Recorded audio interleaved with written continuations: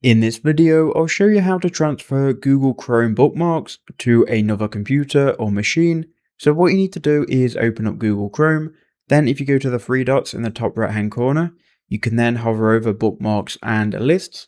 Then you can go to your bookmark manager. Then once you've done that, if you go to the three dots in the top right hand corner, you can then click export bookmarks. From here, find a file location. As you can see, I've already got it saved to my desktop. So click save and that will save it. It's going to save it as a HTML file. What I would recommend you do is copy this file, and you need to get it onto your other machine somehow.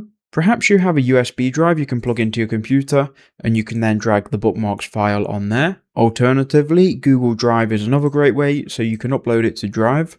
And then on your new computer, you can then access this same Drive account and then just simply go ahead and download it. Once you've got it downloaded onto your new computer, you need to go to the three dots in the top right hand corner.